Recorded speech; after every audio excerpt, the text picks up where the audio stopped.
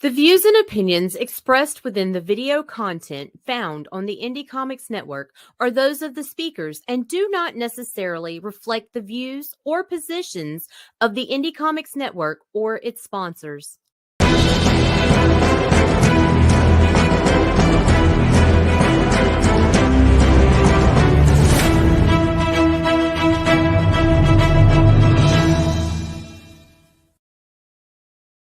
Hello, and welcome to Arting with the Alikat, and I have Chris Piers of Comic Tropes with me, who's a wonderful person who does reviews of comic books, and I believe every Monday does the news of comics as well as a live draw stream. Tell us about yourself. Thank you. Oh, Allison, first of all, thank you very much for having me. I appreciate it. I'm in full hustle mode, so it's lovely to get on other people's platforms, and it's nice to talk to you because I know I see you in a bunch of my live streams. So I appreciate the opportunity to chat with you. That's very kind of you. I am a YouTuber that discusses comic book techniques and sometimes bits of comic book history. So I'll often on my show Comic Tropes choose a writer or an artist or somebody like that and try to dig in deep to see what makes them unique or special or cool. And that's what I do. Fantastic. And let's see, I posted a few links. Epic intro to your show. That thing's pretty like big. It makes me feel like I'm in some sort of MCU movie or something. Well, I did copy them, but yes, thank you very much. I love your intro with your animation. So, I just shared out a few of Chris's links. Actually, I didn't copy and paste his YouTube channel because that was silly of me. It's all good. But I will say it is in the description below, so you can check that in what Matt Coville says the doobly-doo. So it's down there. And give us a like, subscribe, and everything else. Yes. The least you can do is hit like, folks. Yep, I agree. So you also do interviews with guests as well. Sometimes. On your show. Yep. I've seen you with D-Dubs. Yes. I was very excited to talk to Daniel Warren Johnson. Absolutely. Been trying to get him myself. So he's super friendly, but boy, his career is blowing up. So I definitely got him at the right time. I was just sort of lucky there. Yeah. I love his work so much. Actually, my book of the year was the exact same of yours. I love Powerbomb. Yeah, and it's like so deceptive. You read that title and you're like, okay, this sounds fun, but is it going to give me something like deep? Is it going to have twists and turns? Like you wouldn't necessarily expect that from the title, but boy, does it! No, it was fun. No. And deep. I literally cried during it. So I don't blame you. I felt emotional reading it for sure. That's why I chose it because it's something special. Can't wait to see what he does next. Yeah, same. I try to catch his live streams on Fridays, but sometimes I can't. Definitely. Yeah, he's really good about interacting with his audience, and it's always interesting, isn't it, to see somebody's like sort of techniques like live. I find it relaxing, meditative. If you watching people draw. He's been a bit of an inspiration on me. So that's great. I can definitely say that. Yeah, I like his work a lot. Well, I know you like manga, and he definitely brings in a lot of manga techniques, but like definitely gives it his own his own spin. I love how he chooses to illustrate like extreme motion with some of like the blurred sort of fuzzy lines along the edges. Definitely stuff I've seen in manga like maybe Fist of the North Star or Berserk or something like that. But he does it just. It's his own spin on it, and it's really cool. Yeah. It's not something you see in a lot of American comics. I agree. No, I like how he does. His speed lines and effects and everything. I'm actually trying to incorporate some of those into my work. Sorry, just checking notifications. Absolutely. So, I had a question. Give me 1 second. Take your time. I'm still obviously loading up on caffeine because I'm like 3 hours earlier than your time zone, so I'm still sort of getting up. It's my day off work, so I start it real slow. So I am also easing up. My energy level will go up through the show. I can definitely appreciate that. My energy levels, well, I try to keep it good, but it is what it is. I will say hi to Refrain because it's always great seeing Refrain in the show. Oh, That's awesome. yeah, Refrain is Hello, a good person. Refrain. And another manga fan. I believe I met him through David Finch's stream. But, Oh, okay, sure. Yeah, Dave is a friend of mine. So That's really cool. Yeah.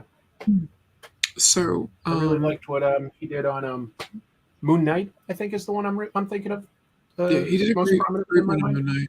Yeah, he did a great run on Moon Knight. He did the Dark Knight. He did the Amigas start basically in Cyberforce. So going back to the Cow days, he did Aphrodite 9 with them. His book Ascension. His run with Wonder Woman with his wife. That was fantastic. Very cool. So, what fires do you have in the pot for comic tropes? Got anything cool on the horizon? You know, with comic tropes, I always sort of have to have several things that I'm working on at once because it definitely takes more than I put it out weekly, usually, but it takes more than a week for certain episodes. Some of them are easier. A lot of them are longer. So some of the things that I'm currently sort of like both like rereading as well as like reading up on interviews and stuff like that would be like Carl Barks's Uncle Scrooge. Oh, I have that collection. Hergé's Tintin. Oh, yes. What else? Asterix. Because I really I want to do a few sort of like European comics. I feel like I haven't touched on that lately. One that will like not be ready anytime soon, but a lot of people have asked me to read it, so I'm reading JoJo's Bizarre Adventure. I'm into like sort of the book 2, like the second sort of character there. So that it's getting a little better. I have not read. You haven't read it either? No, I haven't read it either. It's interesting, is what I'll say. I'm starting to understand what appeals to people, and I don't think it's the first arc. So that's like, I wouldn't call it a slog or anything. I would just say that like it clearly does improve at a certain point. I believe the second arc. Yeah, I believe the second arc is supposed to be super popular, but not the most popular, but like more popular. Yeah, for sure. And I can see like it makes a big jump up, but boy, really like weird art. So those are like some of the comics that I'm reading right now. Probably going to happen way sooner would be something on like Arthur Adams. I haven't talked about him, and I'd really like to. Arthur Adams is great artwork. I loved his very intricate, very detailed, and very different when it came out. Yeah, especially it was like following Sienkiewicz, so that was a very interesting follow on that. What book did he follow Sienkiewicz on? I'm forgetting. Mutants? I think he just did an annual or a fill-in. He wasn't I know he did some covers and stuff like that. He definitely did. He definitely did. And you're right, like very different art styles. If I'm remembering right, and my memory is a little fuzzy on like going back that far, but it was like New Mutants was a comic I sort of grew up on, was an early one is all I mean. After Sienkiewicz, I want to say that the next regular artist might have been Brett Blevins. Actually, I think you're right. I think an angular style. But, yeah, I think he just did covers, and he did that special, the one when they went to Asgard and stuff. Right, and he was doing like long shot, which is like what he started with. Yep. Really strong start to a career, like long shot. Really interesting. Yeah, well, that was with Anna Seni, right? Anna Seni. Yeah. Anna Seni. That was an underrated writer that you don't hear from as much. I don't know when she's sort of like phased away from like being a regular writer. I grew up with like some Anna Seni stuff, and I found her to be a very adventurous writer. She would definitely take chances with her storytelling choices. Definitely her Daredevil run. You know, she's following up an acclaimed run by Frank Miller. It's intimidating to follow up on, but That's She pretty went in awesome. some weird directions, Oh, really, God, like all over the place, honestly. But it was interesting. I loved her run on Daredevil. In some ways, I I liked liked it a what little she did with better. Mephisto. That was interesting. And I also liked Typhoid Mary. Typhoid Mary is a great villain. That was a good choice.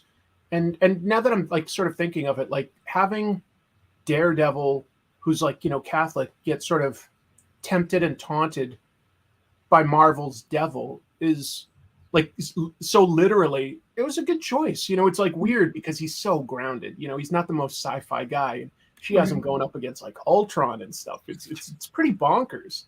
But there was also some really good like emotional core to her work. I really liked it. Yeah, I'd be I curious enjoyed what her. she's up to now. I have to look that up. Yeah, I might have to go back and reread her Daredevil run. It's been quite a while since I've read it, and it was definitely one I liked when I was younger. It really jumped all over the place, but Hmm. it's cool. It's very different than like Frank Miller's. But you know what? That's probably a good idea. You don't want to try to do something similar and like not be quite as good. If Mhm. you're going to be like not as good, you might as well just go in a totally different direction. Completely agree.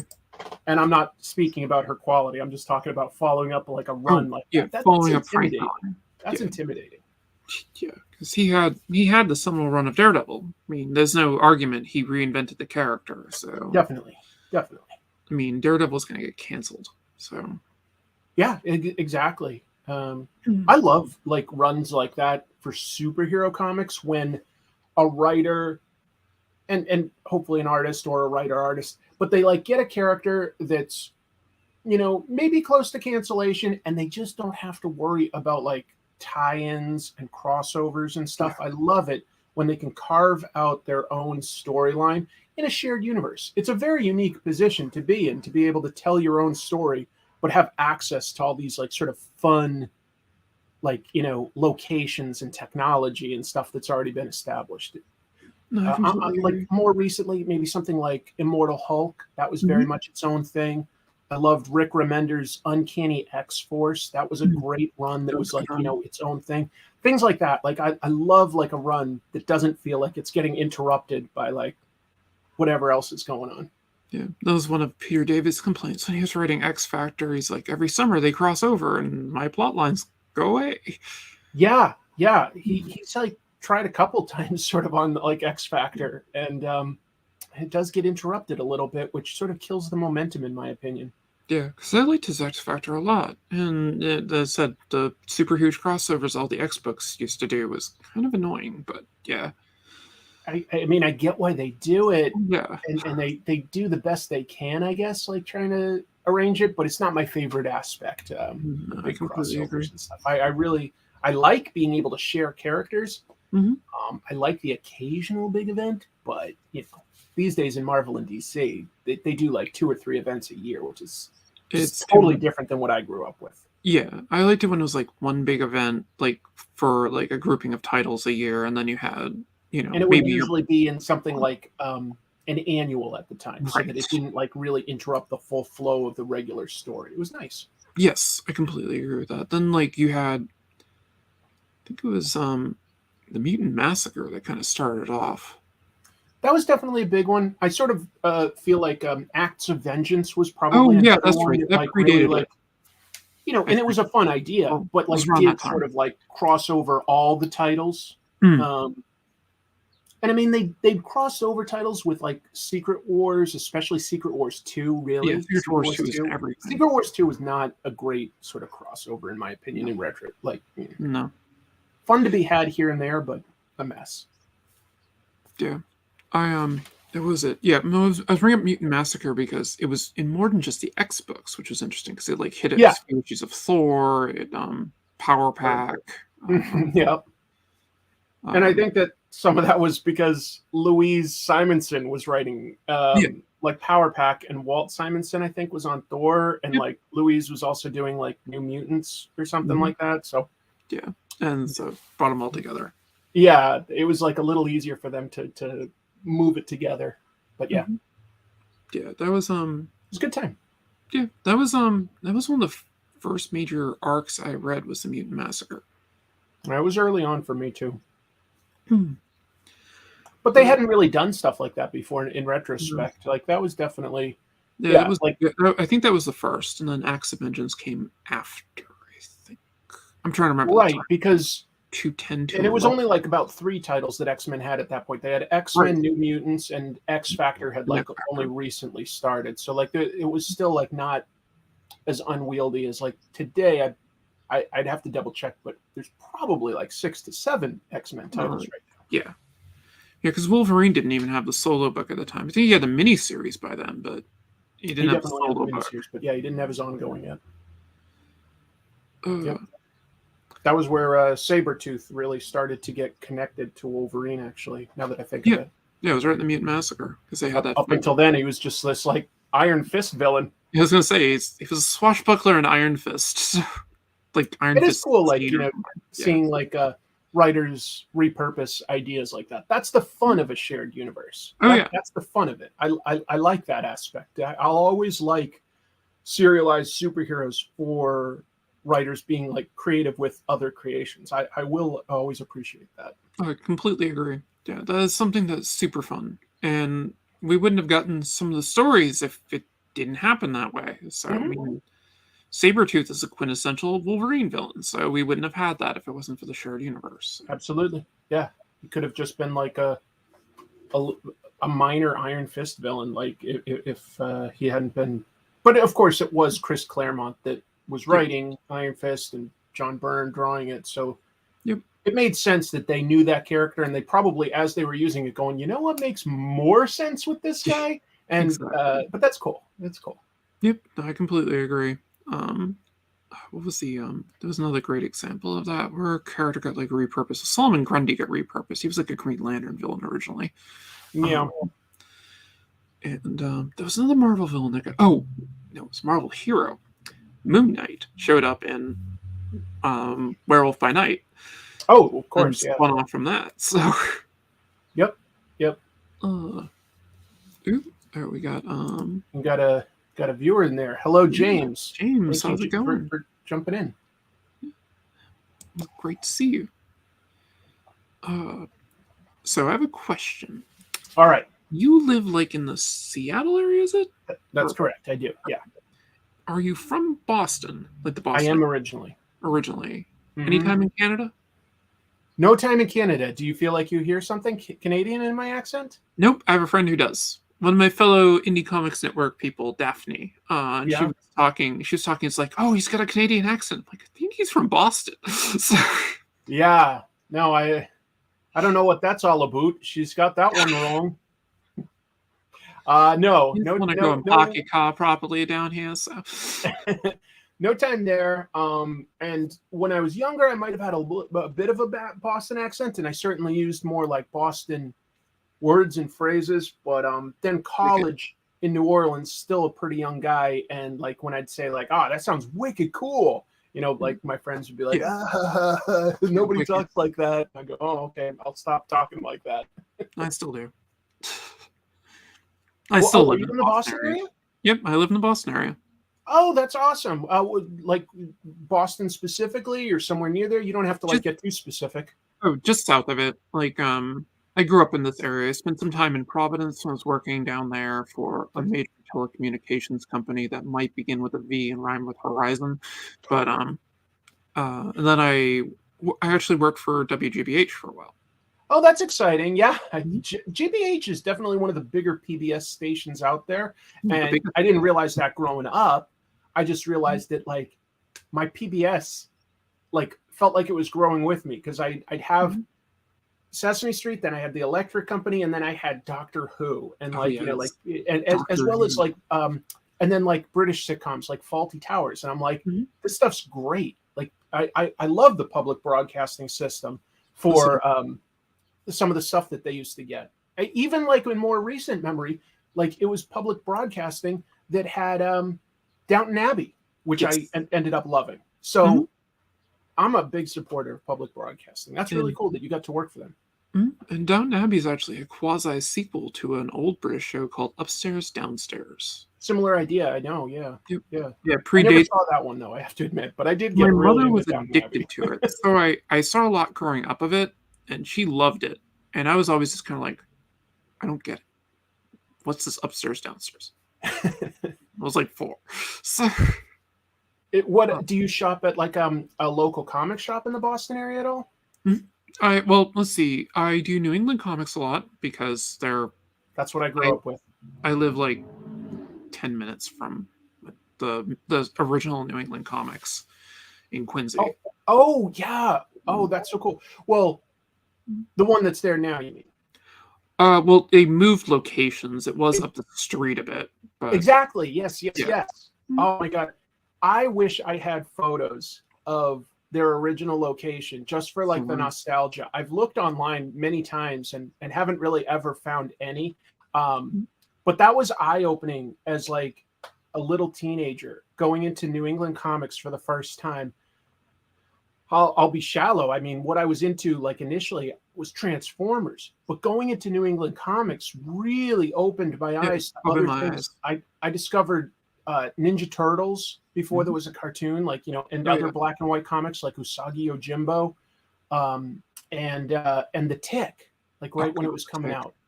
So exciting going into that original, like smaller, like location. But I still have distinct memories, Allison, of looking at the walls and just being like, I would just like look at all the stuff on the walls. There was so many colors and competing ideas and stuff, you know, it like almost short circuited my brain. Like when you go into a comic convention these days.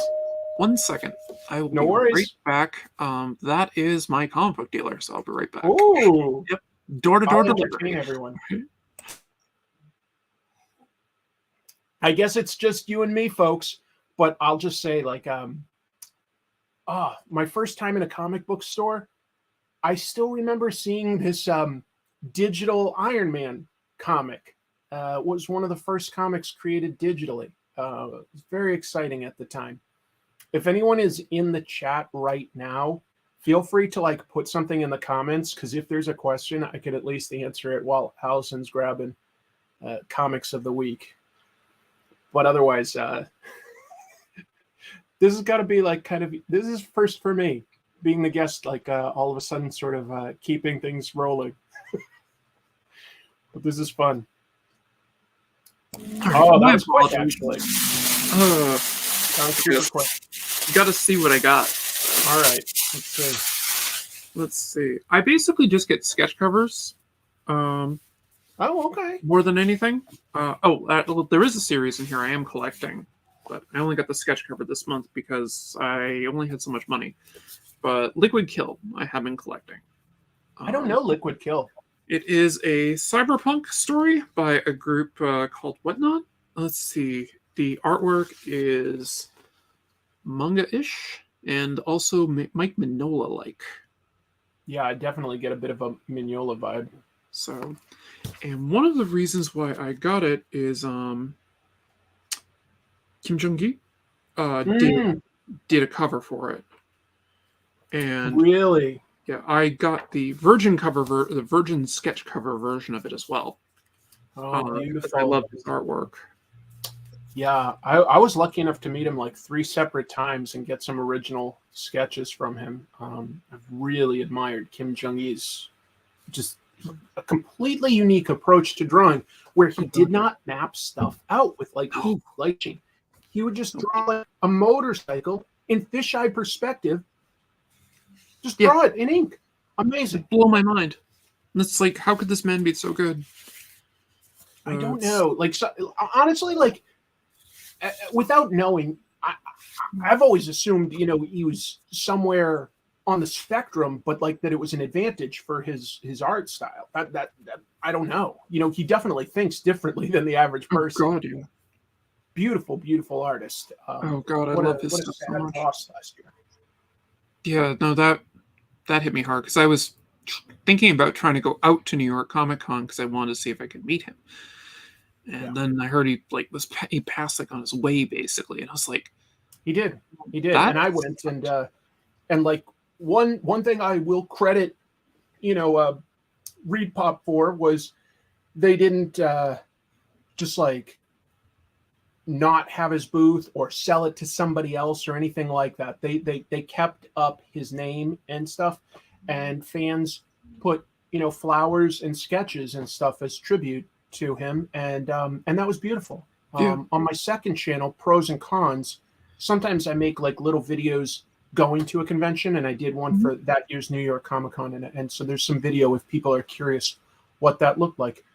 It was a little emotional, but it was very beautiful to see so much love and respect for somebody that I would sincerely call a master. Oh God, yeah, he was a master. And he mostly was a teacher. Didn't do a lot of comics. Did a few covers. Did a little bit of interior art for like a European comic. I can't remember the one, but I know he did. I know he did a little bit, but yeah, he wasn't really known for that. It was just his beautiful line art pieces. But he has some beautiful sketchbooks, and Yes, he does. And a lot of online lessons for how to draw. So he definitely gave us a lot in the time that he had. He did give us a lot. Anyway, sorry, I'm going to get myself emotional if I talk about it too much because I really admired that man. I understand completely. But yeah, so I got my new issue of that. Cool. Actually, no, this is issue 1 sketch cover came in, so this isn't even issue 2 yet. Let's see, I got the Dynamite comic actually. Deja Doris. Okay. We'll be talking more about Dynamite in the very near future. So, yes. I drew a cover for them. Which I may have posted links for too. Let's see, got Dead Romans from Image.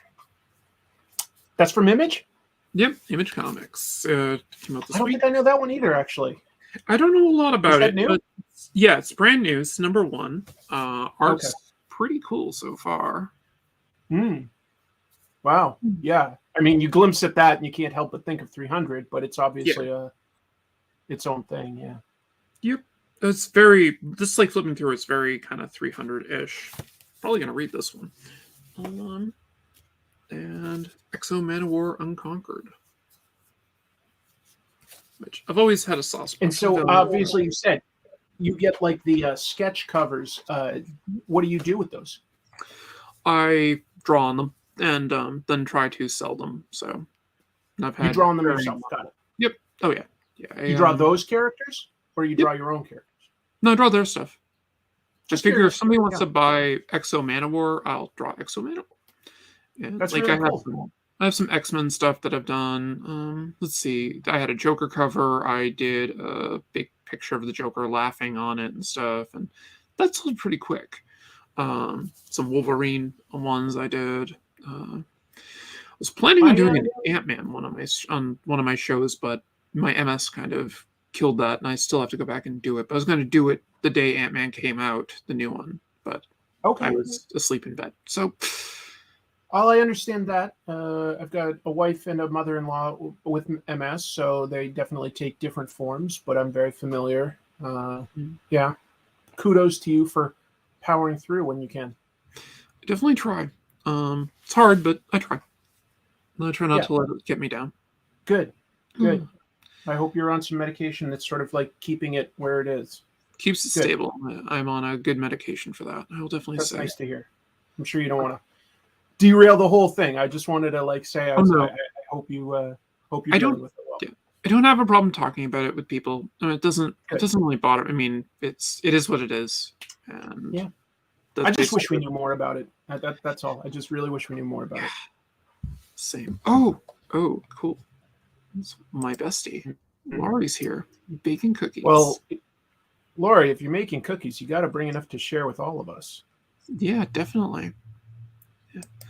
Laurie is getting ready to go to a con. I believe this weekend, where she will be promoting something else. I forget the con. Laurie, if you want to drop the con in there, I forget the con. We were talking about it yesterday. Okay. Because the only one I know about is like WonderCon. Yeah, WonderCon's the big one. So, I don't think it's WonderCon. I think it's a smaller con. She lives in Texas. Oh, okay. If we're talking conventions, what conventions do you like, Allison? Well, I'm a big fan of Boston, which they now call Fan Expo, but Yeah. I used a small con in Plano, Texas. Okay. Okay. Um, I like I used to try to always show at Boston Comic Con. I would do like I'd have like a sketch booth that have some of my older comics and stuff with me. Beautiful. There are some smaller cons that I really like. It's actually how I met my friend Ian Chase Nichols, who is an artist on the Tick. Mm-hmm. Was through that, and yeah, I believe we met each other basically by flipping through dollar bins. That's like the story we tell anyway. So, Cool. Rhode Island Comic Con, I've been to a few of those. Sure. I've done New York a few times. New York's amazing. I love New York. It's its own thing. Oh God, yeah. It's amazing. Let's see, I've had tickets to San Diego, but I've never gotten out there to actually attend it. I've never gone to that either. I think I should. Now that I've been talking about comics for so long, I really need to experience that one.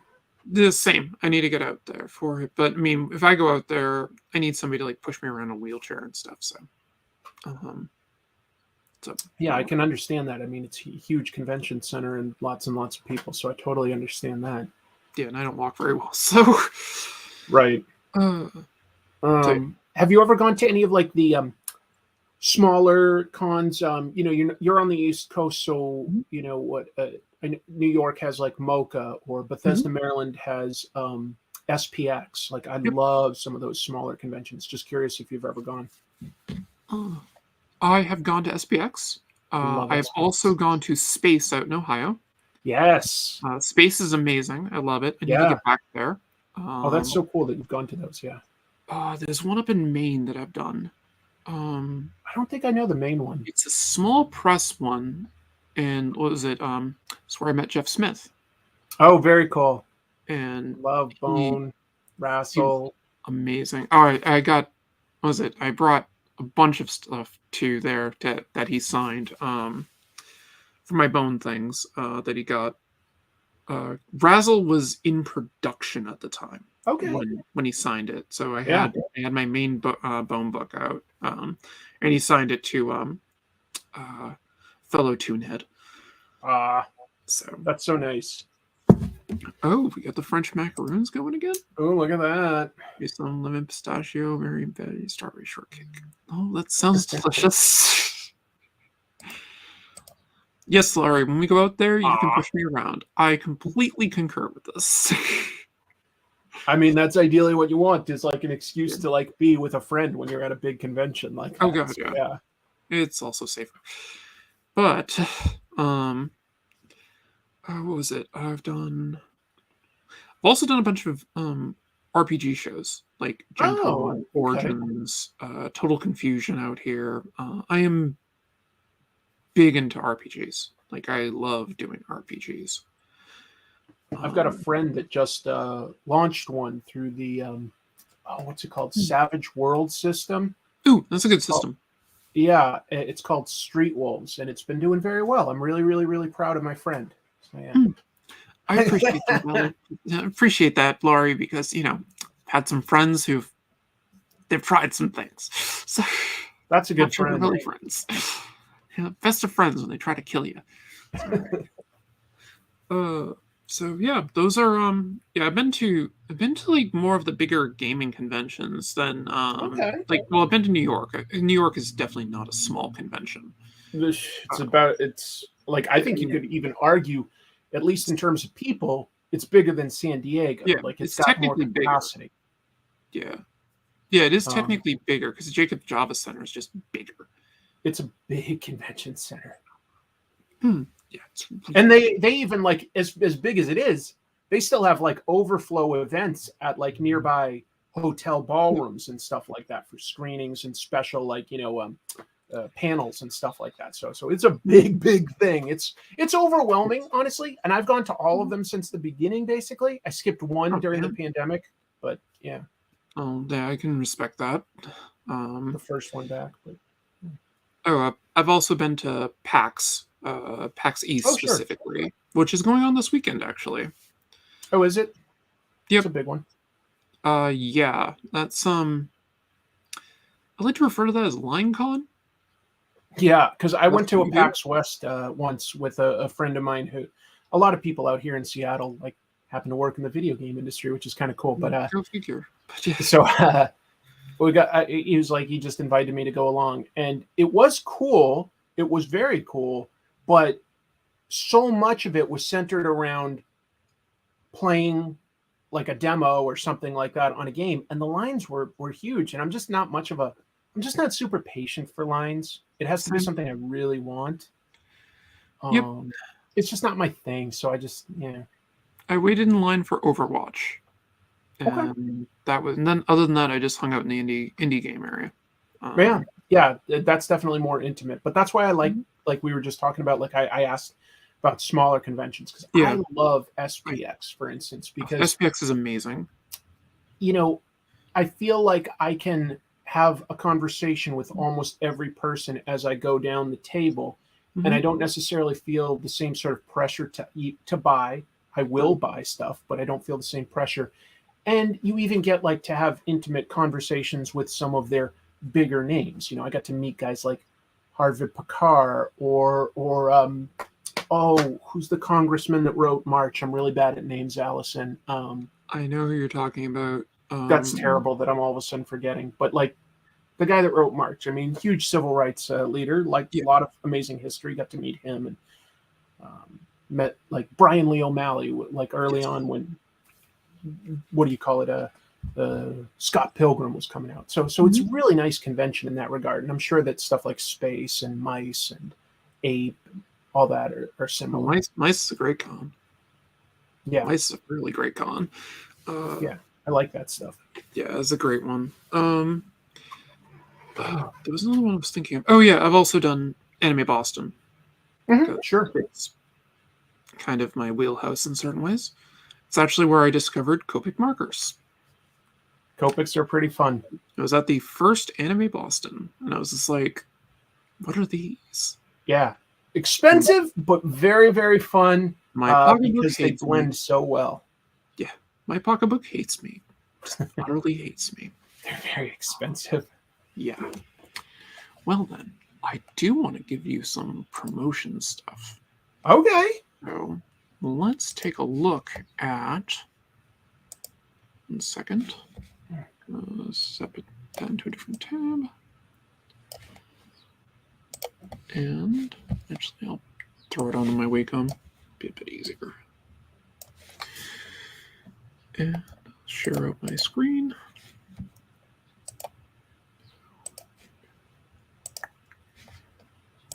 And we have. Oh, look at that. Oh, cool. Thank you, Allison. No problem. I know that you definitely wanted to promote this, that this is one of your goals of doing the rounds of different Yeah. When you have a campaign, this is my first time ever doing like, sort of a crowdfunding campaign or something, but it becomes incumbent on the creator to do all the marketing and to hustle. So always sort of like looking for different places to talk about it. And I appreciate having a venue like this. So that is my cover, which is available for, I think, 18 more days right now. Yeah, let me go back up to the top and take a look. My 19. It says 19. Okay, so it's somewhere. I don't know the exact hour that it cuts off right now. And we're going pretty good. I'll be honest. My personal goal would be to hit 20. Which 20. I can completely. I think that's doable. Yeah, I think it is. Maybe I'm crazy, but I think that we can do it. Push all the buttons. You've got a good friend there. Oh, I love Laurie. We met on a stream. Yeah, it was a great opportunity. You got a video. I've got a video. Just sort of talks about, like, that's just me saying like what it is. But I can do that myself right here. Okay. Let's see. Nick Barucci is the president of Dynamite, and he has been very kind to me. Right before the vaccines came out for everybody for the pandemic, and I'm in what do you call that? Like a group that would have been first up just because, you know, I've got like comorbidities and stuff. Mhm. Um, Yeah, I got early access myself because of autoimmune disease. So yeah, and my wife would have too. And Mhm. but like it was a week before that was coming out. I got COVID really, really bad. I was in the Oh, I remember hospital. you posting about that, I think. Yeah, it was like literally the scariest thing in my life because I was in the hospital for over a week having the hardest time breathing. It was really, really scary. But I did recover, obviously, or at least got out of the hospital. and It was good. and I was doing like, you know, the occasional live stream, sort of like getting my energy back up. And Nick, the president, was like popping into these live streams and just saying really kind things and reaching out and saying that he liked the Comic Tropes show. That was where he first started. He reached out to me and he was very, very kind, very, very supportive. And eventually he was like, hey, why don't we try some sort of a collaboration? You know, like get your viewers interested in my comics. You know, give you an opportunity to do something because he knows I love to draw. And thank you, Lori. That's really, really kind of you. Yeah, it's very scary, but I feel good these days from at least that stuff. And yeah, so my idea was if I've got a show called Comic Tropes, because originally I used to talk more about like the sort of the cliches and recurring elements in comics. It sort of has moved on over the years from focusing exclusively on that. But I was like, if that's what I'm called, why don't I try to come up with a cover that just jam packs in a bunch of those different ideas? Oh, and God, did you? I mean, this is the Yeah, George and sexy Perez. ladies and guest stars and gorillas. Well, yeah, that's like everything, and it's a George Perez homage. A bit specifically, yes. I was thinking of George Perez. Although I did a live stream on Comic Tropes recently talking about the history of that pose.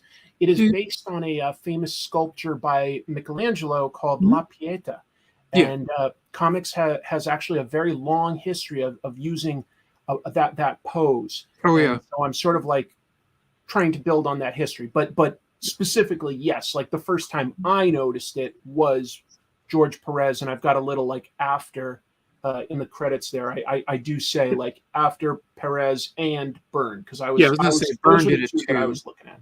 Yeah, because Byrne did it with an X-Men cover. Exactly right. Exactly right. Like, and it had been done before. It's been done after. Right.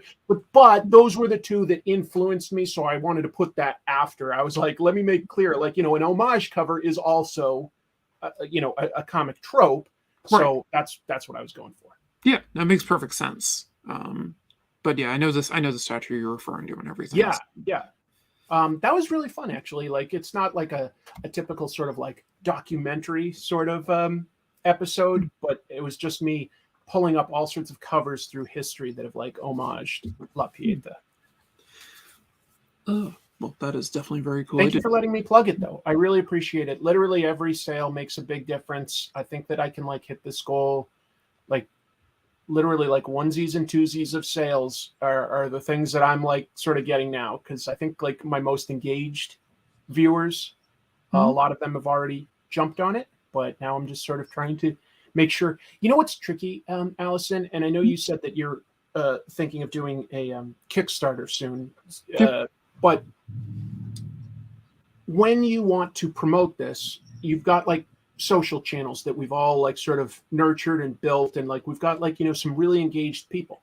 But all of them, whenever you post a link that takes you outside of that platform, that always gets suppressed. You know, they don't want as many people to see that and leave their site. So like that it probably is annoying to people that like, you know, like regularly check on my stuff because I post about it like, you know, every couple days or something. But not everybody gets to see it. So it's like you have to do this sort of annoying stuff of like constantly talking about it. You know, it's so crazy. Even in like, say like YouTube, you know, I've got two channels because I do my edited shows and my live shows. And YouTube's algorithm will sort of suppress the like if you link to like your other channel, but like post a link, it'll literally suppress that. I'm like, you're staying within YouTube. Yeah. And it won't like let your all your subscribers see a post like that. it makes it hard. It makes it very hard to promote yourself. Yeah, Lori's running the Kickstarter for her Path of the Pale Rider issue 3 right now. Lori. Yeah, she knows exactly what's going on. Yeah, it's hard work because if I've got 200,000 subscribers on YouTube, and I know that like there's more people that watch that aren't subscribed, but if I've got 200,000, you'd think, okay, probably at least 1% of those people are highly engaged enough to want to order something like this. And 1% would be humongous of 200,000 if I could like get that on, like a campaign like this. But I think I'm having trouble even reaching that sort of like 1%. So it's tricky. Yeah, we got this I believe will be Nita in the house, my producer behind the scenes of the Indie Comics Network. And Tell I know me she was excited about what the Indie Comics Network is. I saw that that was in your intro, but I don't understand what the Indie Comics Network is compared to what your show is. Okay, so I am part of the Indie Comics Network. We are an affiliation of basically artists and writers in the indie comics industry, comics industry as a whole, and we basically promote each other and reading comics. That's so cool. I think I'm the resident mangaka of the group. Okay, that's a good position to have. I had moved to DC in 2003 for a job from. Oh my God, I did in the same year. I moved to DC in 2003 very briefly for a job, DC area. I was going to be working in DC, but I didn't end up taking the job. So yeah. Gotcha. I didn't know too many people there. I knew a couple, but I didn't know too many. And Manga Queen. And one nice thing that I did was a couple people were that were interested in comics decided to meet at a bar in Arlington, and they left tiny little flyers at some of the local comic shops. And I showed up to the first meeting, and we ended up taking that in a fairly serious direction. We ended up like sort of branding ourselves the DC Conspiracy, and we would promote each other, and we did so many collaborations. We self-published in pretty good quantities a lot of anthologies, and that was really fun. And we even sort of put on our own, I wouldn't call it a convention, but a big festival every year. And that's even how I met my wife, because we'd hired my wife's band, and she's an artist, and so she was like, "This group sounds cool." I was like, nice, that's so cool. It was a great group to be part of for my time down there. Met a lot of great friends, and we would also do things like, because we were all into comics, we'd maybe go to a convention together. We certainly at SPX, we'd all table in a long row, like all get like a bunch of tables next to each other so that like it was branded strong. I know we went to the Frank Frazetta Museum together. It was a really nice time, and I've been there. You can do this stuff online more easily now than like say 2004, 2005. Oh, it's so true. Which is awesome. But I will say, you're in your 20s or 30s and you move to a new town, or you're looking for some friends, I'd say consider starting something like this. Put a flyer in some local shops, because that was some of the best times I had, was working on those like anthologies and having like these monthly meetings with some really like-minded individuals and sharing what comics like we liked that the others didn't know. It was great. It was a great time. We had something kind of like that around here. Actually, it started in New York. It was called the Comic Artists Guild. And it was run by Keith Murphy. Super nice guy. And he's done a bunch of indie comics and stuff like that. I can't think of anything right now that he's done, but fantastic artist. He basically put this whole thing together. And I remember like one of his best friends and a really good guy, Hector, I can't remember his last name, but they did some beautiful work that they're all working on together. And it was, like I said, based in New York, and then they opened like a chapter in Massachusetts. They had one in Connecticut, and they were like all over the place. And I was affiliated with them for a bit, to kind of fall into the wayside, but it is what it is. These things happen as people like move or have kids and things like that. So that, but it's still a good idea, I think, to try to meet up with some like-minded people, like say a monthly meeting at a a quiet enough bar or something, or a restaurant, and talk comics. And I think the collaborations will flow naturally if you start like meeting with like-minded people in person, which was really fun and helped all of us, I think. Yeah, created some great opportunities. Led to like now that I'm thinking of it, it led to a lot of stuff, because some of they even printed comics that got, like, I was in, for instance, an anthology that we did as a group called Trickster, which got nominated for an Eisner. So that, like, I got to draw. Yeah, that was definitely a feather in my cap. That was like maybe like 2011, so it was going back a ways now. But So it's a little over 10 years ago, but still nominated for an Eisner. What? Yeah. Nominated for an Eisner? There's a feather. But yeah, it's just damn. That was awesome. All stories written by like actual Native American tribes members telling their version of the Trickster legend, and then they could choose an artist that they thought might fit the style. And fortunately, I got to do one about the Wampanoag tribe, which is the native locals. to Massachusetts, and it's an Mm-hmm. area that I actually was familiar with. So that was a nice treat. That's just one example, but like there were a lot of great comics that came out of there that were published, and I would classify most of them more as educational comics and stuff, but stuff you could still find at Amazon and Barnes and Noble and stuff today. That's really cool. Did you have was it Pudwudgies? I'm pronouncing it terribly.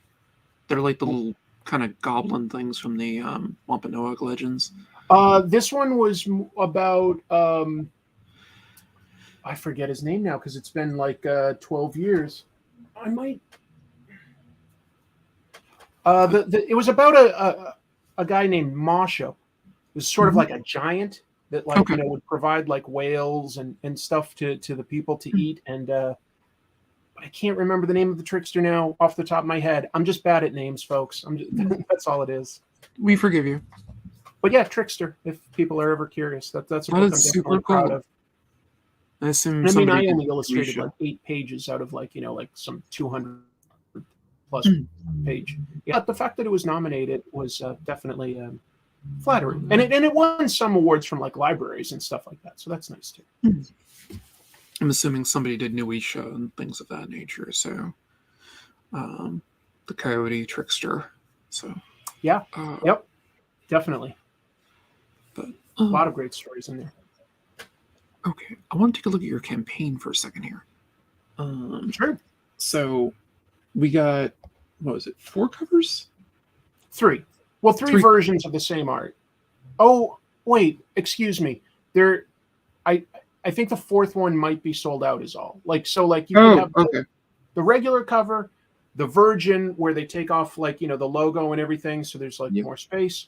Just the black and white if you're curious about my art. And by the way, as long as we're talking about the versions, let me just thank again, Mark Englert did the colors. Mark Englert does a lot of comics coloring, but he also does a lot of prints and stuff like that. Beautiful artist, super talented. His website's called Taco Belvedere. If you ever want to look up his pop culture art prints. Awesome. He works for Disney, Paramount, all Universal, all the big companies. He produces official posters and stuff. Super talented guy and a good friend.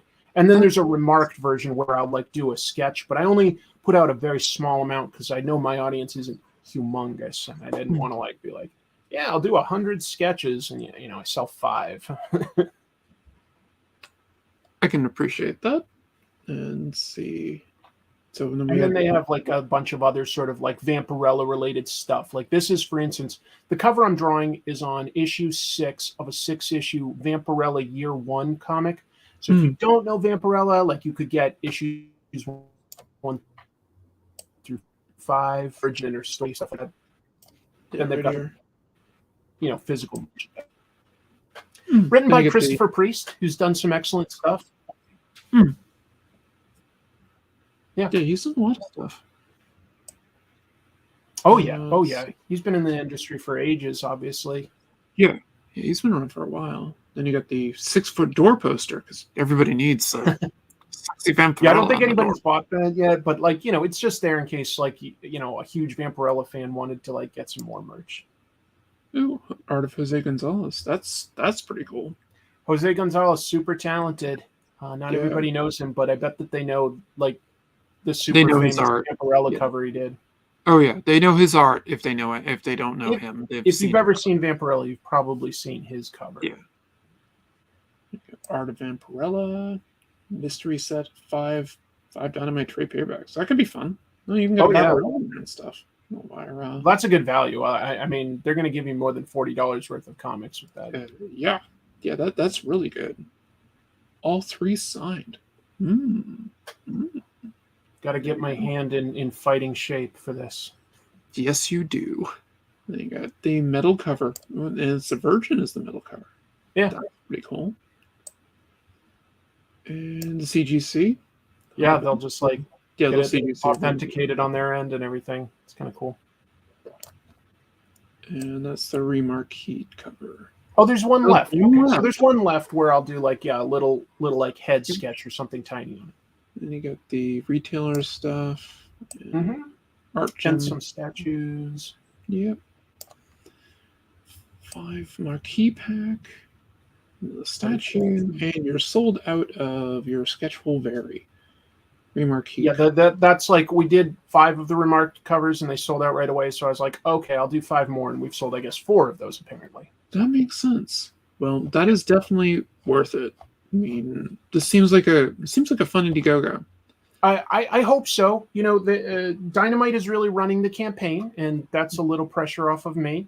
They take care of all the fulfillment and everything like that, so that's good.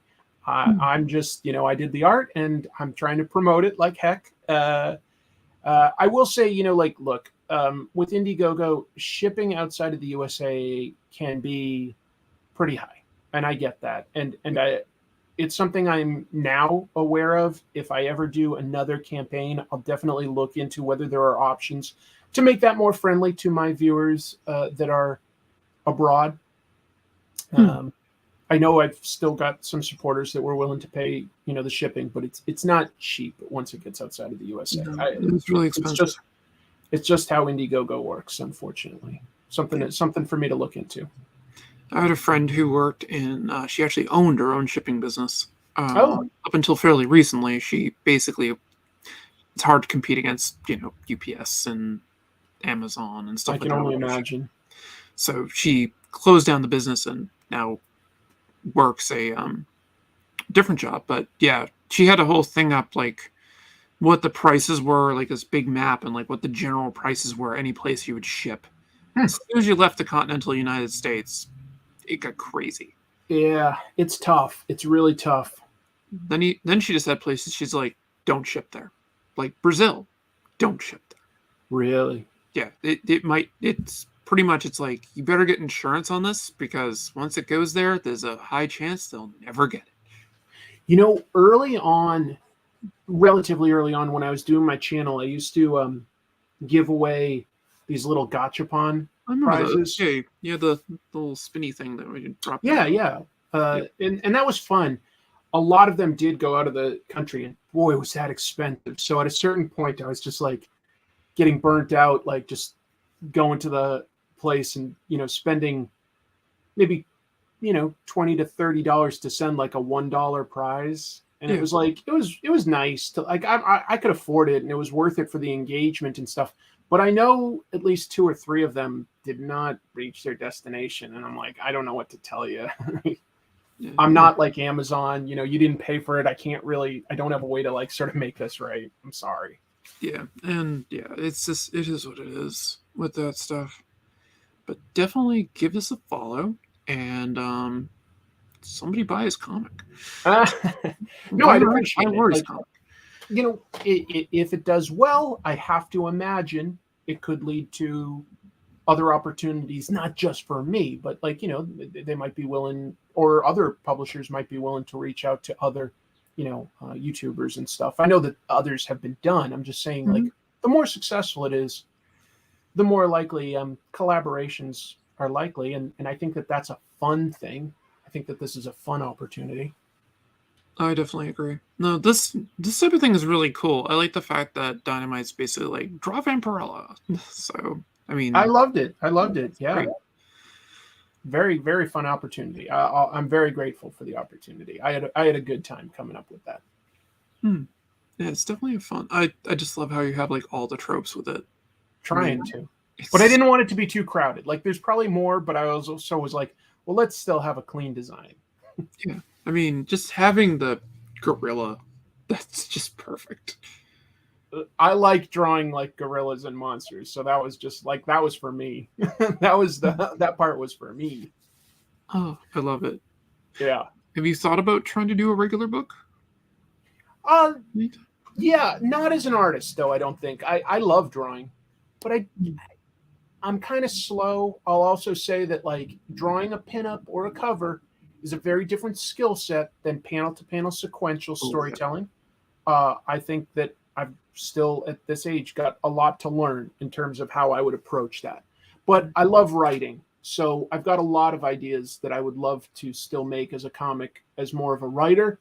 And the only thing that really has prevented me is I work a lot. You know, I've got a part-time job and I do YouTube, and I sincerely have very little free time.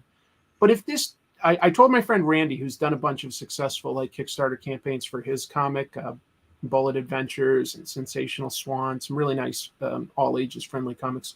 I told him if this hits 20,000, I'll take that as a sign that there is an audience. I'll carve out some time.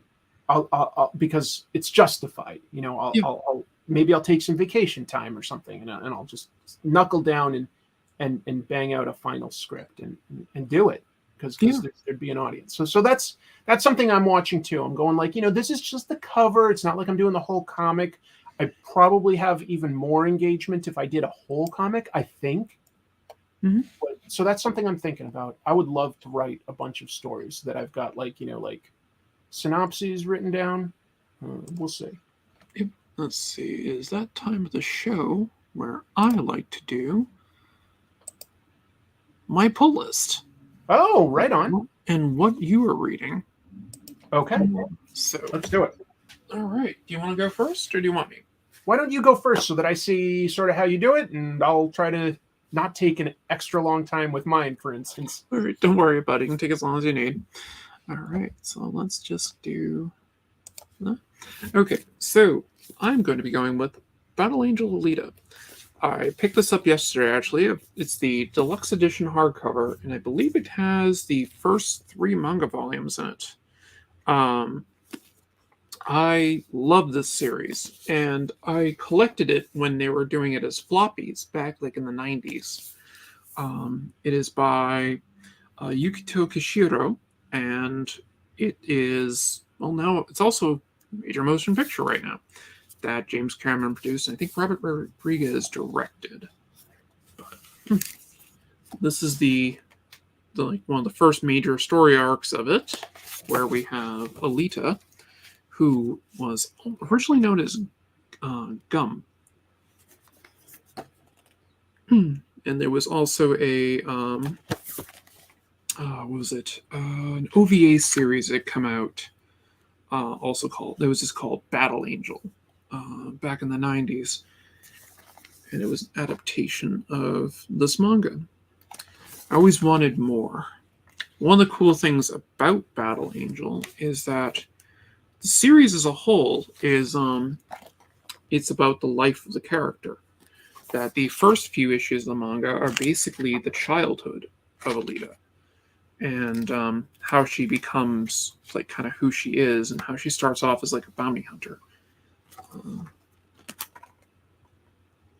And I love his art and design, and just like the way he draws tech and everything. Also, his action scenes are great. So yeah, I am a huge fan of this. I'm trying to want to find a good shot of like really showing off some of the tech stuff that he draws.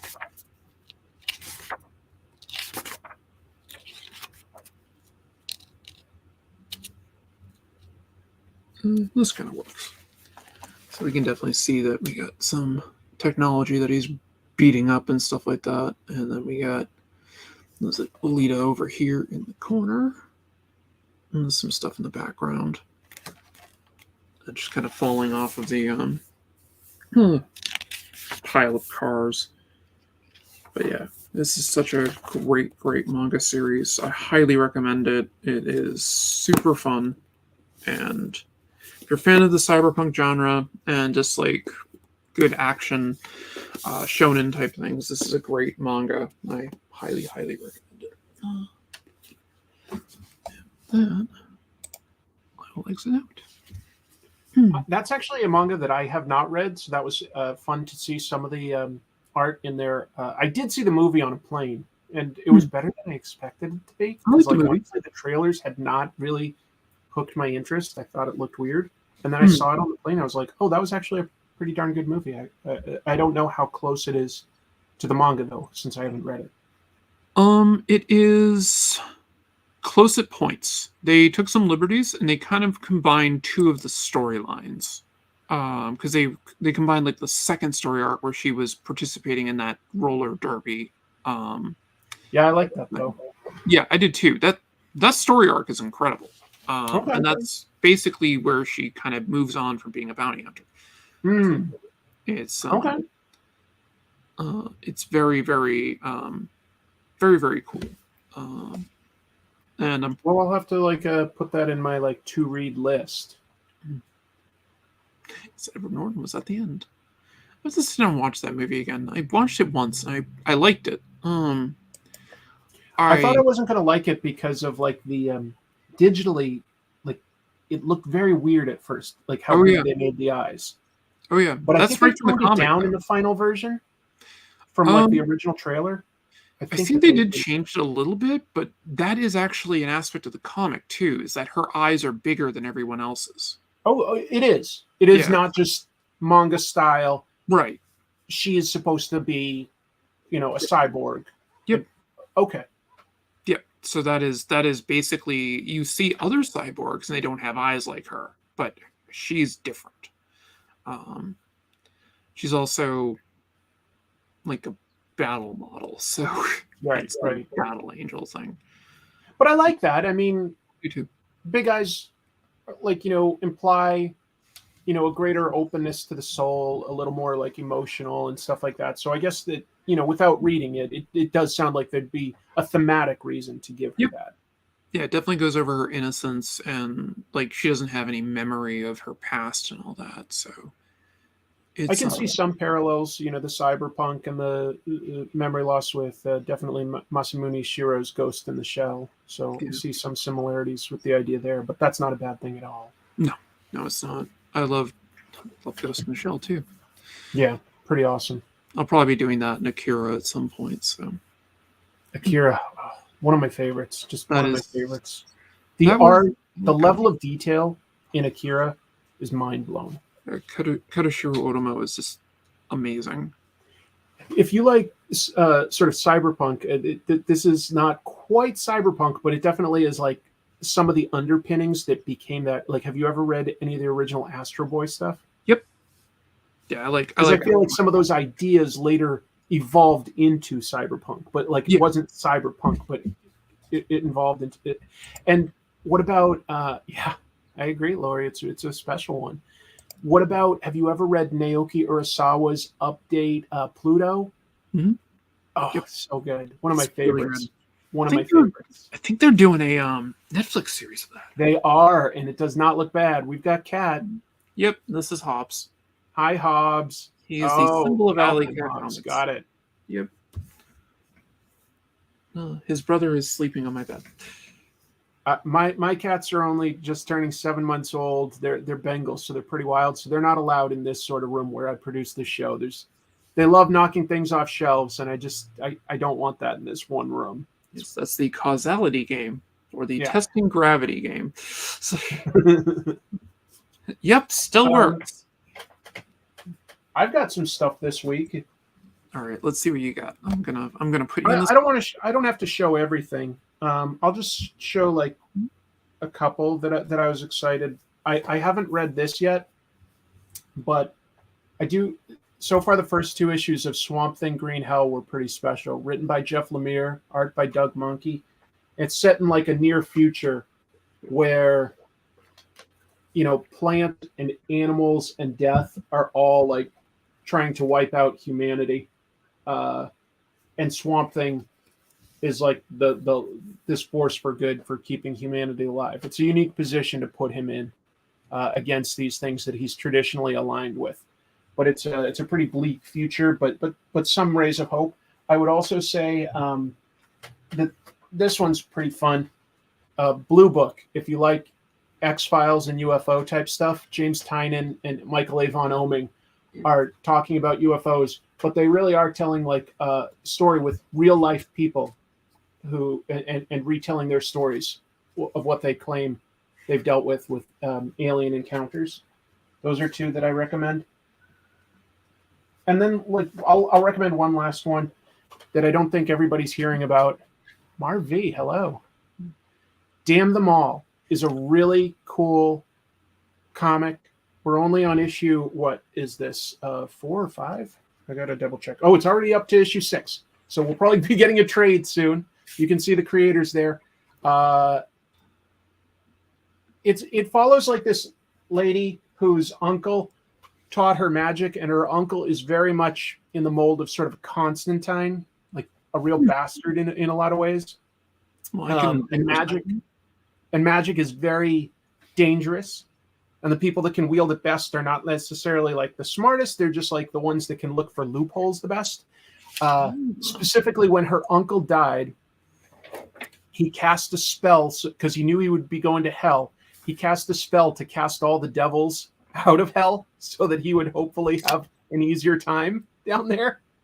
But that now means that all these devils are easily controlled by people on Earth, and it's creating like a lot of problems there.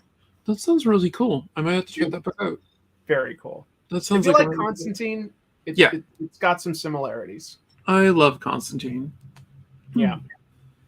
I have a collection of all of the original trade runs of him. I actually have the complete Alan Moore Swamp Thing. I have all the floppies of it. Absolutely. Great comic. Yeah, if you like Swamp Thing, like and you've seen what Alan Moore did with like, the Parliament of Trees and introducing the green. Yep. And if you happen to have ever read Grant Morrison stuff on Animal Man introducing the red, well then Swamp Thing Green Hell follows up on those ideas. And looking at those actually, so I was thinking about picking them up. So I think I'm probably going to go with I'm probably going to ask my friend Dave, who basically gets all my comics. I'm going to ask him to get those. I know, Allison, that you said to me that you really like Daniel Warren Johnson. Did you read his Wonder Woman Dead Earth? Yep. Okay. I have the complete run of that. Like I have like every cover of it. It's great. It's a really, really great Wonder Woman story of putting like this character into sort of a post-apocalyptic world, and her positivity and her heroism makes the world better. This is a somewhat similar idea where like Swamp Thing, like, through a Constantine spell is brought into the future where it's post-apocalyptic and stuff. And Swamp Thing is a force for good in this like troubled world. So it's got some similarities thematically to that. Oh, that's fine by me. I love Dead Earth so much. That was actually the book that basically I discovered Daniel Warren Johnson on. And fun. It just blew my mind. I was like, I have to get everything this guy did. And like then I got Extremity and I went, oh, this is horrifying. It's so good. He really can make some emotional stories in these like super violent, action-packed stories. Like just he deals with loss in a very believable way. Like all of his stories involve like losing important things. Which I guess any story with good conflict probably does. But I find the emotional core of Daniel Warren Johnson's work very grounded and believable. It's always like about a relationship that I can understand, like between family members or friends, like in Murder Falcon or I was kind of lovers.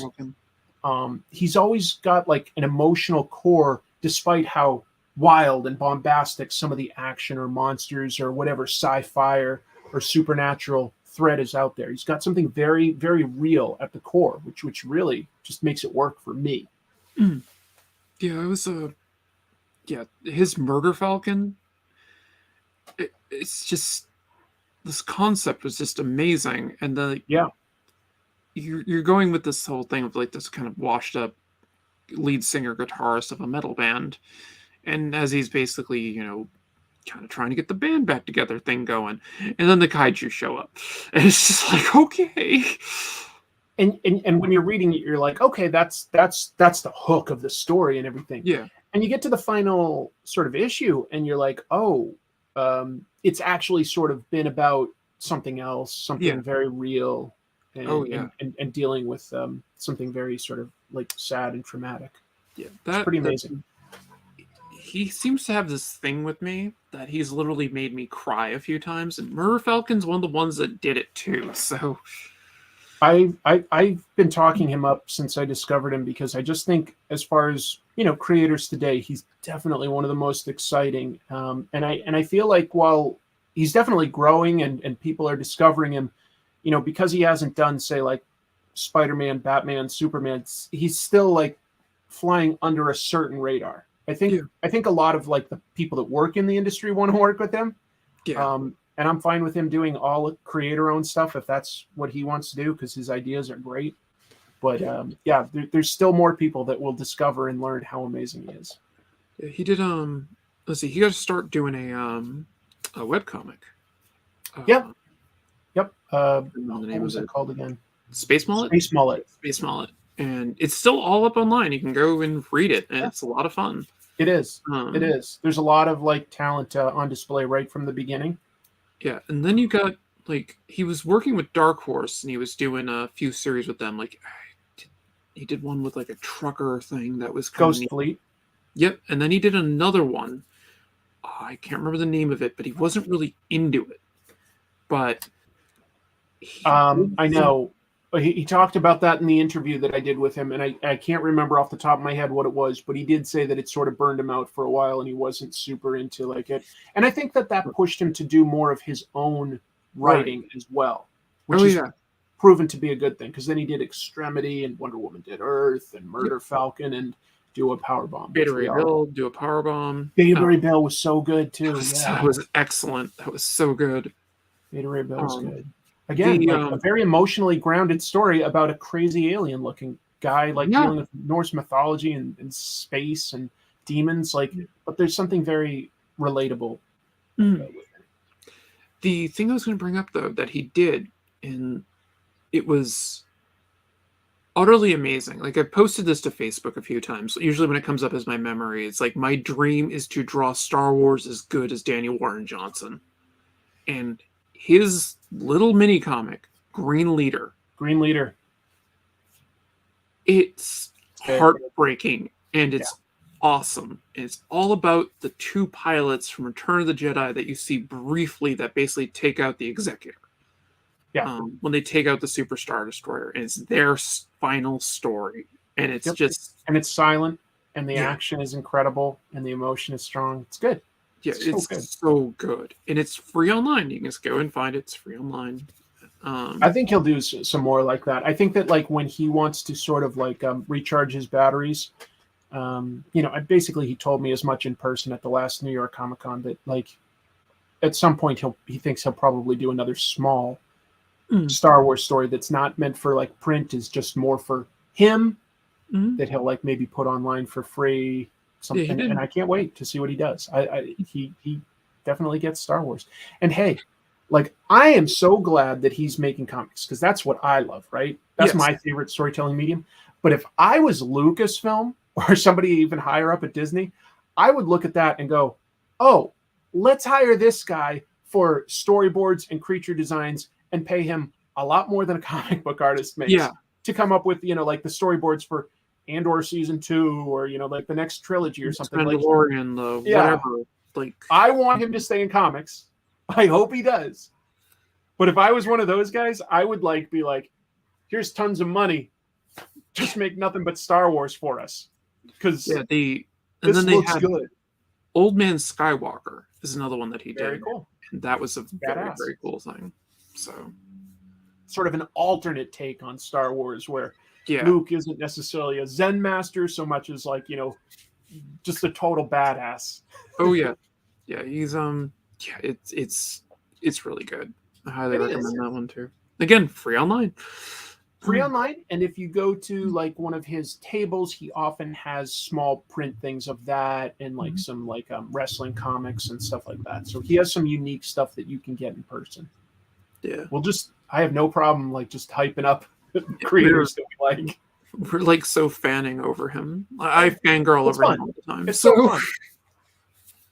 Yeah, he's very influential to me right now. It's like I was so happy when I found his stuff. Like when I found Wonder Woman Dead Earth, I found it during the pandemic, and I'm just like, yes. It's one of my favorite Wonder Woman stories, which is not saying nothing because there are some really great Wonder Woman stories out there, but it's a great one. Yeah, the Perez one's great. I like the one that Meredith Finch wrote with her husband David.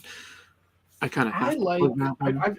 I've said this on other shows, so like I might be repeating myself to anyone that's watching this, but I really love a superhero story where they take away some sort of crucial element of that character and see if they can be heroic without that. And in that case, it was taking away, Wonder Woman's heritage or like family in a very real way.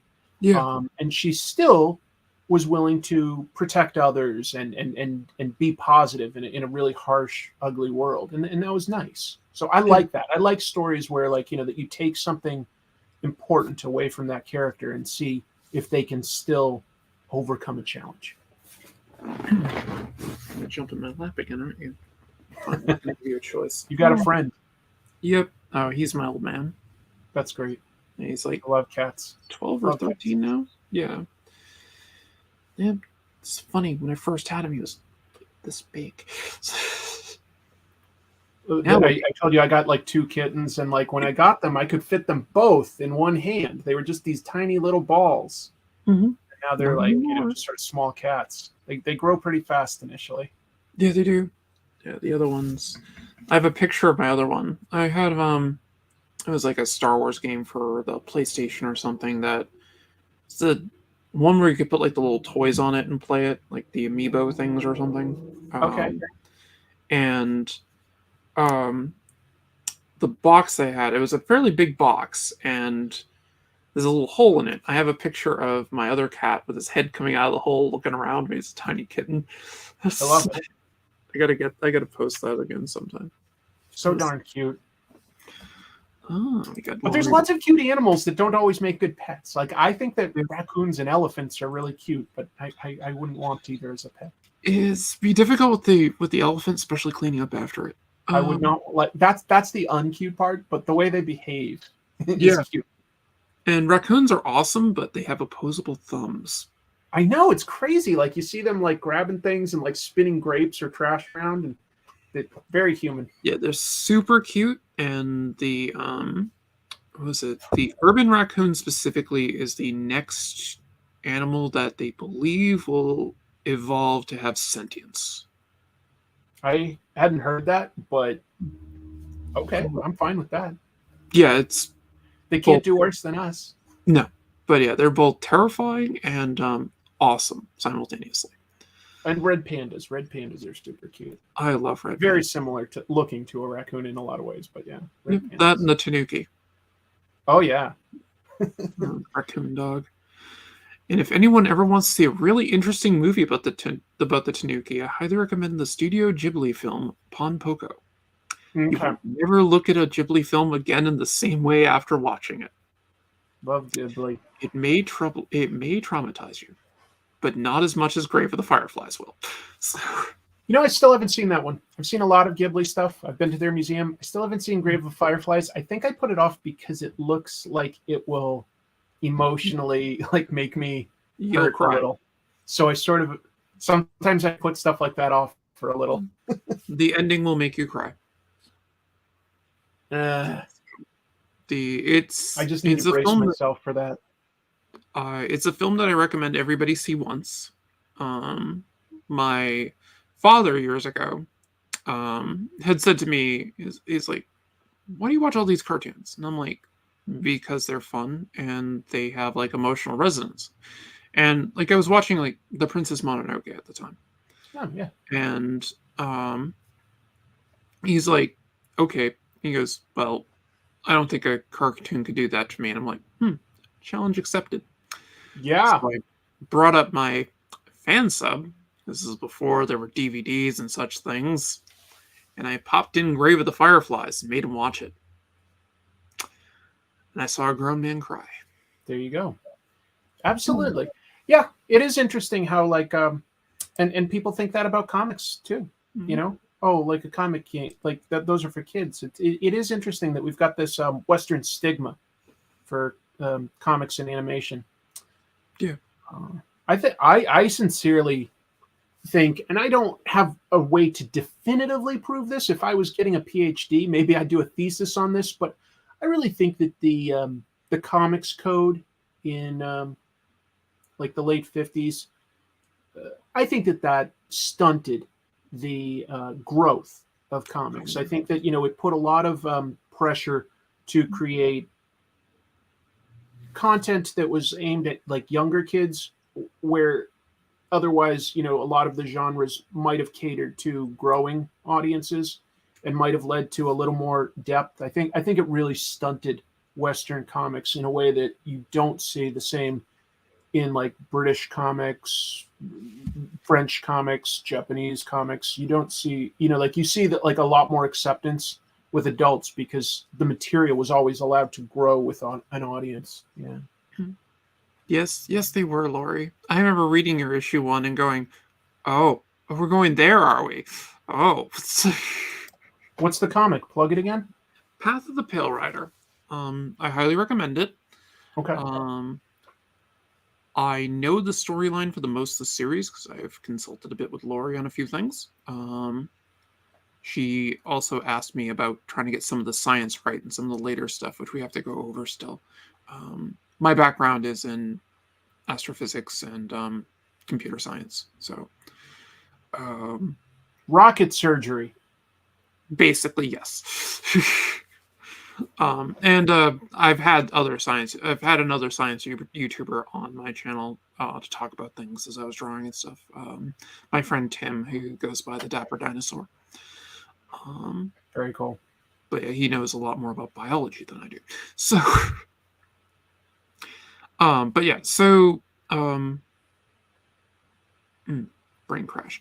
But yes, Lori's comic is great. I highly recommend it. There is currently a Kickstarter going on right now for her 3rd issue of Path of the Pale Rider, and there is a catch-up stream in there.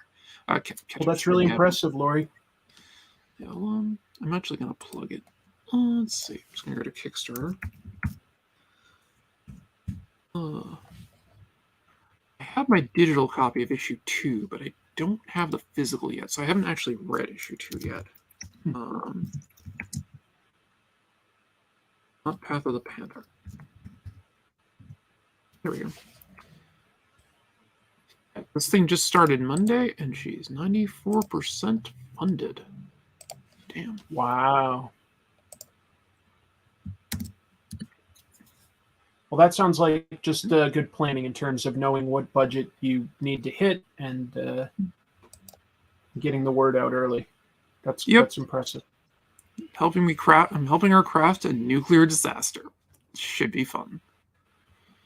I suspect we're not like super far apart in age, Allison, and so like we probably grew up with a lot of like Cold War entertainment in terms of like nuclear disaster type movies and TV movies and stuff like that. But I feel like it's something that hasn't been explored in comics a whole lot for some reason. No, not really. I mean, Watchmen hinted at it a lot. Yeah, the Doomsday they did. Clock. Yeah. Dark Knight Returns did. Because they had the mostly I feel like we deal with the aftermath, like it's just like it's post-apocalyptic, but it's like you're not dealing with like finger on the trigger, like this could change a lot of stuff. I feel like there's not a lot of material there. Yeah, there was a movie back in like the 80s that was incredibly accurate for the time for what they could do, and they made like a nuclear bomb type of basically nuclear apocalypse. I think it was The Day After. I was just gonna guess. Is it Yeah. the day after? The day after was so scary for its time. Yeah, it was. So scary for its time. It had I so bet it's many. still scary. I bet like the effects might not hold up compared to what we're used to today. They're The actually story's still very good. scary. They're still good, and they're That's very yeah. accurate to what would happen. Yeah. Like it's super accurate. Like, you want to know what a nuclear bomb looks like? Look at the bombs going off in that movie, and that's basically It's what just would happen. you compare it to like Cheesy manga, way and to work here. you've got stories like Barefoot Gen, and you've even got like today, like there was a guy who worked on the Fukushima cleanup for that reactor melting down, and he made a huge biographical comic about it. It's pretty amazing. It's number I 2. used to have a cat like that. My Is tuxedo. that one a little bit ragdoll? Yes, he is. Yeah, I'm he looks like impressed you could tell. So, yes, he definitely has ragdoll in him. He has that whole "I go limp in your arms when you hold me," and I'm now holding a 20-pound cat. And he's super, super soft, very, very loving. He talks a lot, which isn't always what ragdolls do, and he's got a little bit of the lynx ears. Yeah, I see it. That's great. I love. I had a ragdoll for a while, so. Okay. Yep, I had a fire-pointed ragdoll. Stop eating my hair. I saw that. Oh, creep. This is Rocket. Rocket. That's beautiful. Yep, he was supposed to be my friend's cat. Her father objected, so I had a second cat. Just means they've got buddies. They were standing next to each other without like squabbling, so that's great. Yeah, they definitely squabble, but yeah. Oh. But they're good together. I mean, they've been together for almost 10 years now. So that's a long time. Yeah, he's 7, I think. Yeah, he's 7 or 8. But yeah, he's my little lovey-dovey. I love him. He likes to sleep in the crook of my legs. Makes it difficult for me to roll over. Yep, our cats do that too. Do they do the thing where they get on your head and they just... Not on my head. Thank goodness. That's good. No, but you know what? My guys are good at communicating when they're hungry. They just start pushing. Like, I usually have some comics on my bookshelf, like my end stand next to my bed. Yep. Just start pushing those off, and I start to get worried that they're gonna like tear them up or something. So yeah, I've had one of them wake up and feed them. I've had one of them eat one of my comic books and some of my original art. So. The cover that like I'm here to promote. Mm-hmm. They jumped on that original art. It's all sort of crumpled because it was like balanced on like an open file box, and they just sort of jumped on top of it, and I didn't find it till later. So yep, it happens. You little creep. Yes, you are. You're a little creep. You make me put my hair back. I don't usually keep my hair down on stream, so. Mm-hmm. You're stealing the show as usual. People like cats. It's fine. Oh yeah, viewership is skyrocketing. It better. He's so cute. But yeah, but yes, I think we're similar age. I'm a Gen X, so late Gen X. Yep. Gen X. I was born in the 70s. Yep. So I think Lori's a Gen Xer too. If not, she's very early millennial. So okay. Like very early Gen Z. Gen Y? I don't know what the heck they call them. Millennials works better, but yeah. But yeah, so whew. I'm having an MS moment, bear with me. Brain's crashing, needs to reboot. I'm used to it. Okay. So we were talking briefly earlier about New England comics. And, yeah. And one of the things that we had brought up is you said that you were in there like buying Transformers and things like that, and you had then discovered like Turtles before it was a cartoon. Yeah. I discovered them at the show that they had where they debuted Turtles. Like 87, you mean? Oh no, you're saying that No. you went to the Northampton? No, not Northampton. It was No, up in Maine, it was in New wasn't it? Hampshire. It's like in New Concord, Hampshire, New Hampshire. or something. Yeah. Oh, you And did. yeah, I actually had tagged you a while ago because I was talking about it on one of your streams, and I tagged you and Yeah, I showed you all of the original run of all the comics. I remember now. I totally remember. And you have some of them. Yeah, Yeah. I have basically the entire Mirage run. I'm I think jealous. there's one issue I'm missing of City at War. Yeah, Stop chewing on plastic. that's really, really cool. Wow. Yeah, I'm jealous just because of what those go for now. Oh, Laurie is a year younger than my little sister. Oh. A year older than my little sister. I'm sorry, you're older. And yes, Safrain, it is the cat. What is with you in plastic bags lately? So you have basically just about everything by Eastman and Laird, except for you say one issue of City at War. Yeah, I forget City what at issue War it isn't is. going to be as hard to get as like those early issues if you ever want to fill that. No, one of these days I'll go and just figure out what the issue is and get it. Yeah. But I love the original Turtles. I was Me a too. super Me too. huge fan of them. You know, I grew up liking them, and at a certain point, I sort of retroactively realized I kind of loved them, and hadn't really like. I don't know. I don't know if my feelings changed for any particular reason. Maybe it was nostalgia. Maybe it was something more serious. I just at a certain point go like, oh no, I really love the idea of the Turtles and like how they can sort of keep getting remixed and reinvented and that, like you can tell funny stories with them, but you can also tell like pretty serious, like grounded street crime. You can go sci-fi with it. They did a fair amount. They're fairly versatile. Yeah, I mean, one of my favorite story arcs in the original story is when they basically fought the Triceratons. Yeah, because I love that whole thing when they met Fugitoid and they battled the Triceratons, and it was very fun. So good.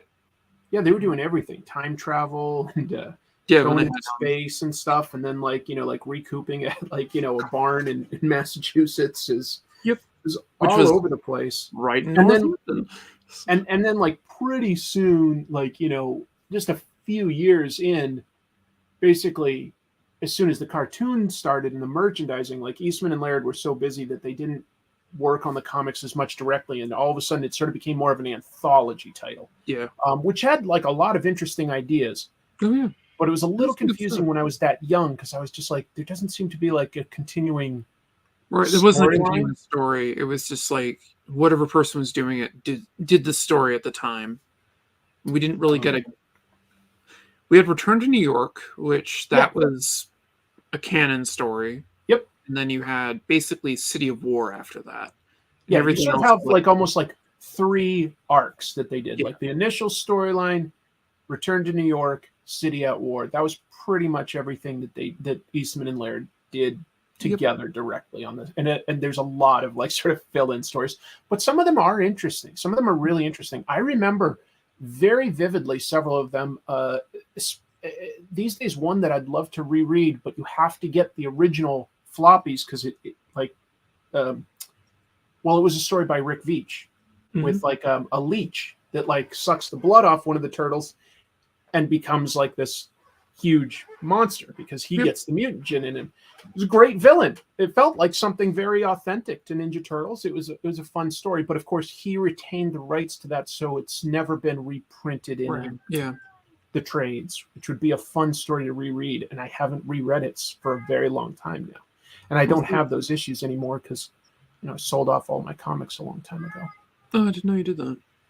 I moved across the country from DC to Seattle at like about 9 years ago. And I guess I shouldn't say I sold all of them, but I sold like more than 90% of them. It was just time to sort of unburden myself from a collection. Kept some of the things that like were emotionally close to me, basically. Should have kept the Ninja Turtle stuff in retrospect. Probably Hellboy too, but these are things you look back and you're like, wow. There was a lot going on at the time, and I just...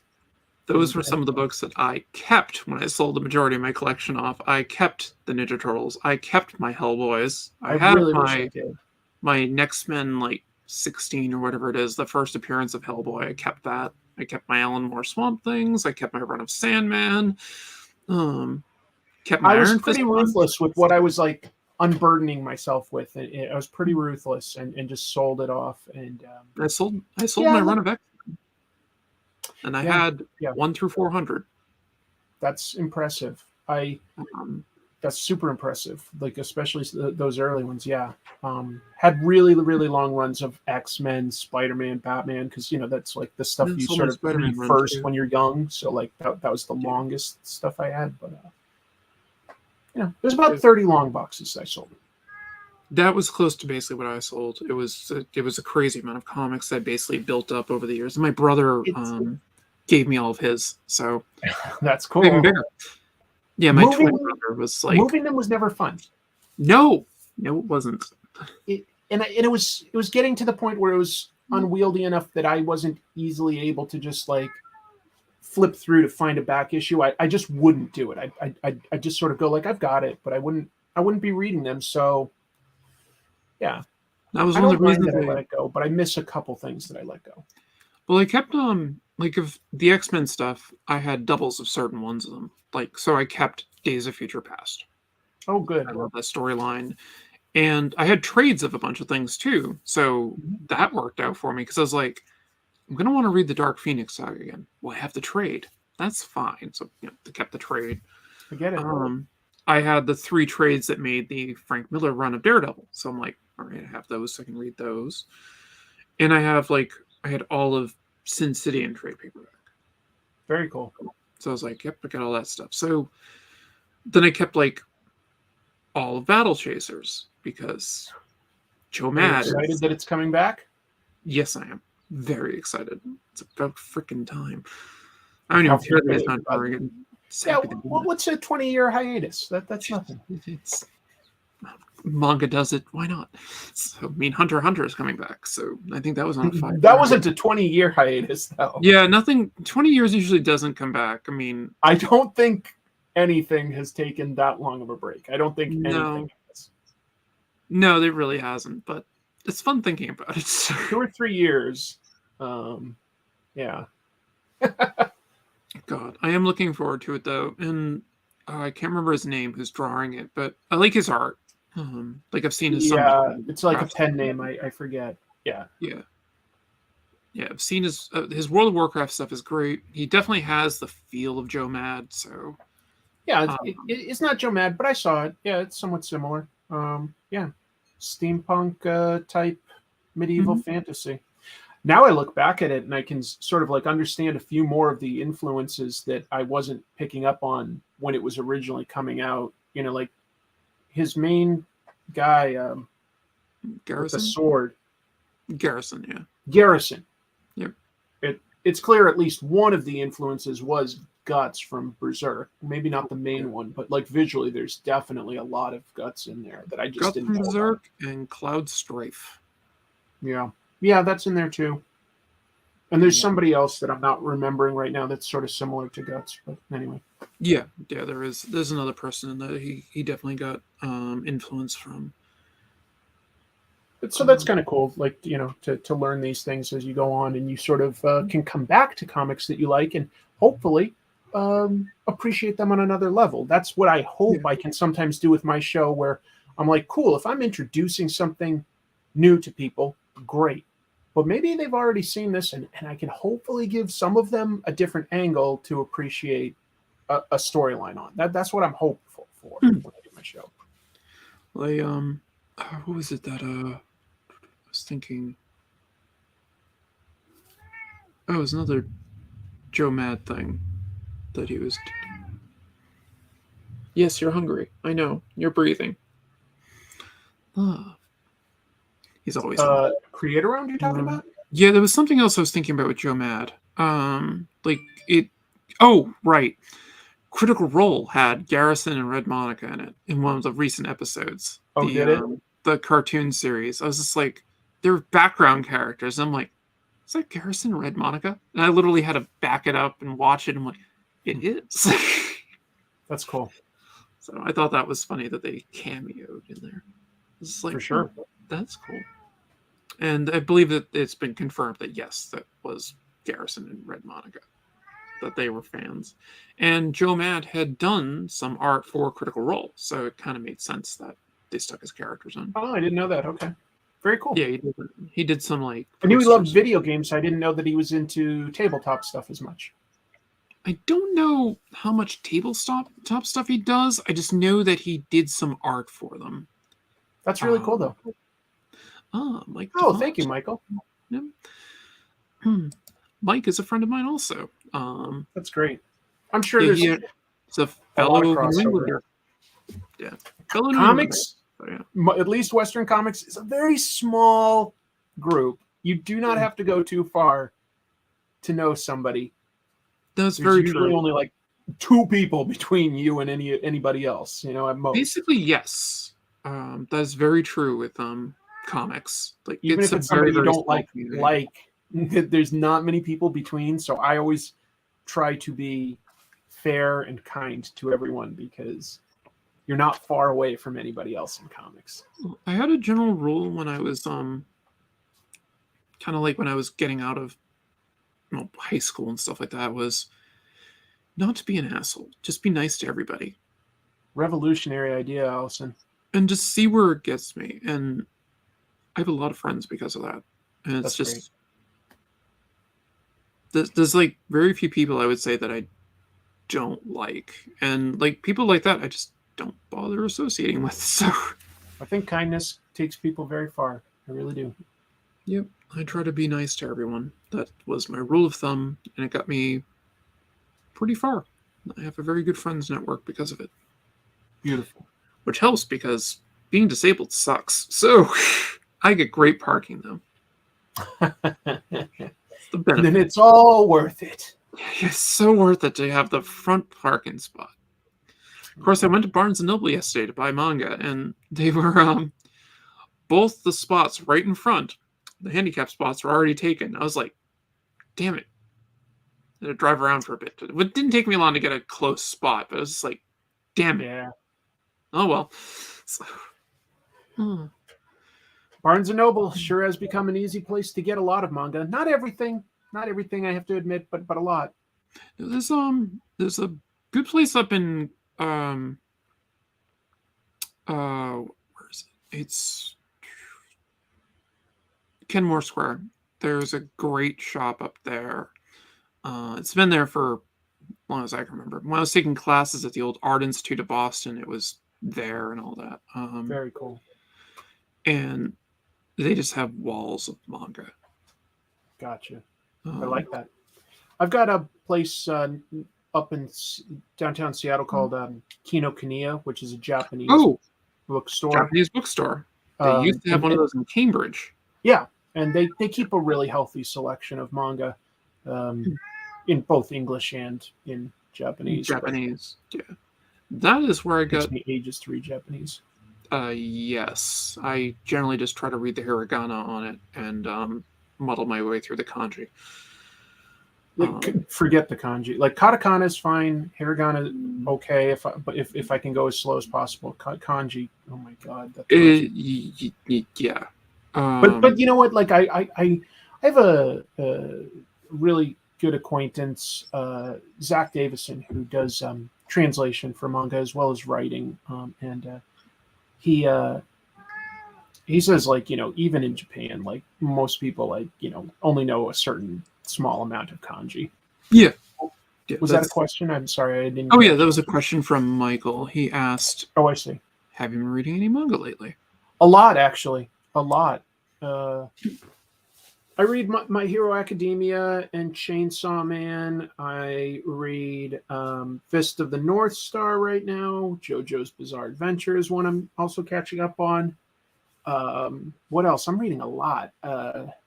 Some stuff that's not coming to me right now. The one I'm enjoying the most out of manga right now, but it's slow for me to get each issue. It's not well stocked anywhere, is Slam Dunk. Oh, that's a good one. It's so fun. It moves so fast. It's funny. I love it. I'm not super into basketball either, but I love Slam Dunk. I always got forced into playing basketball. Being like 6'5" tall woman. Yeah, that was a growing up thing. Always being super tall. You're playing Yeah, I basketball. was like 6'1" in like high school, so tried, but wasn't competitive enough. Kind of killed my interest in it. No, I used to play a lot of sports. But Oh, Berserk, I'll say that. Like, since it's coming out again, I'm keeping up with Berserk. yeah, I'm actually looking forward to the new Berserk. I'm very curious to see how it goes. I have faith in the creator because I know he's a close friend of can't think Yeah, of his name, if they're but- gonna if they're going to continue it, this is the way to do it. And so far, like from what I've read by them, it feels authentic. So I'm reading a good amount of manga right now, actually, because it's very easy to binge on it, which is nice. Yeah, I just got an Attack on Titan Colossal collection, and I read the first collection and I've almost read the entire thing within one day. Very nice. And I'm very impressed with it. I mean, I've seen the anime, so going through the manga early on was like I've just seen like the first season, and going through the manga was like, oh well, this is all the first season stuff. So I got through it quicker, and now I'm at the parts where I haven't seen yet in the anime. So I'm like, I'm going to go through and probably finish the manga. Then the final season part will be out, and let's go watch the rest of it done. No, looks like Mike's got another question. Are more serious topics like facts from Sarajevo by Kubert, or do you prefer to keep what you read light? No, I love serious stories quite a bit, to be honest. I'm about to reread Mouse, which is very serious, obviously. Yep. Recently reread Berlin by Jason Lutz. That That's a was good pretty one. interesting. Not that I exclusively focus on World War II stuff that's serious, but that like comes to mind quickly. I recommend What else? Persepolis. What? Persepolis? Oh, I love Persepolis. Yeah, Come it's on. a great brilliant comic. Brilliant. Yeah. Fun Home. That's another good one. Yeah. No, I love serious grounded stuff. I read one, this was a couple of years ago, but on like the Green River Killer, from the perspective of the son of the detective that sort of got like solved the case. I'm gonna have to check that one out. I haven't read that one. That could be cool. I forget exactly what it's called, but it might literally be Green River Killer. I'll take a look at that. I love true crime stuff. My mom and I like binge true crime stuff. So Oh, really? You yeah. know what you might like, since you like some superhero stuff as well, is the new book No One by Kyle Higgins through Image. Only the first issue just came out like a week ago. And every issue comes with a true crime podcast that gives you backstory on what's going on. Oh, that's awesome. It's great. It deals with like copycat killers and stuff, and a vigilante who calls himself No One, but like who the killer is and everything is definitely a big mystery. The true crime podcast literally sounds like some of those really well produced ones by the biggest companies. They got the voice cast of Rachel Lee Cook and Patton Oswalt playing like the reporters on it. That's awesome. It's like No/1, No One. I'll take a look. Seems like something pretty cool. Like, yeah, I'm definitely wrapping in the true crime element to a vigilante story.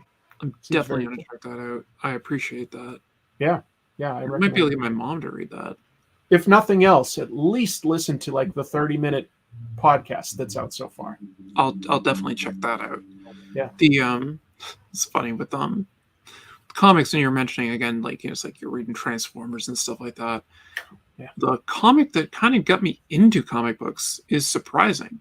It's What's that? G.I. Joe. Love Larry Hama. Yep. Love Larry Hama. Because I said that like Transformers was like the first thing that I sort of picked up for myself. Mm-hmm. But very quickly I picked up the G.I. Joe comic as well. And I was like, oh, this is much better. Like the Transformers one was not great, to be honed. I was really into those toys, but I didn't really play with toys. As soon as I was yeah, I did a little, but the G.I. Joe comic is something I really love and I've kept up with, and I'm a big fan of Larry Hama. Oh, I love his stuff. Interviewing him, that was a cool interview. I like that one. Thank you for watching. I tend to watch all your stuff. So My family was getting ready to go up to New Hampshire for a vacation because we have family up there and everything. So Mhm.